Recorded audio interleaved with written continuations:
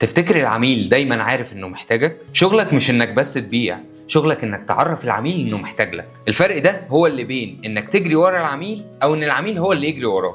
ده واحد انا ودي عليك حد من الناحيه الثانيه.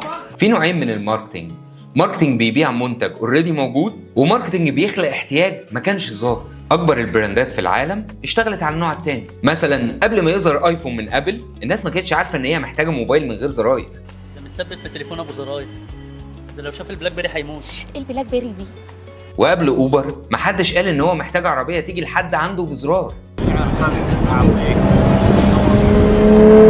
هو ما بعلوش خدمه، هو غير ادراك الناس للراحه. خلق الاحتياج بيحصل ب3 خطوات. اول حاجه انه يكشف عن الم خفي او احتياج مش المشكله اللي العميل شايفها، المشكله اللي العميل متعود عليها. مثلا هو مش متضايق من بطء شغله بس هو اتعود عليه. تاني حاجه تضخيم تكلفه الوضع الحالي، بتخليه يحس ان عدم التغيير بيكلفه وقت، فلوس، مجهود او فرص ضايعه. تالت حاجه بقى انك تعرض الحل كطريقه للحياه مش كمنتج. ما تقولش مثلا ده برنامج محاسبه، قول مثلا ده بيخليك تقفل يومك من غير صداع.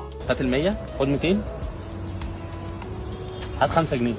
خلق الاحتياج مش معناه انك تضحك على العميل، معناه انك توريه حاجه هو ما كانش شايفها. لو منتجك مش بيحل نيد حقيقيه، انت كده مش بتخلق احتياج، انت كده بتصنع وهم، والوهم عمره ما بيعيش. لو بتجري ورا العميل انت غالبا بتبيع ميزه، لكن لو العميل هو اللي بيجري وراك فانت خلقت احتياج.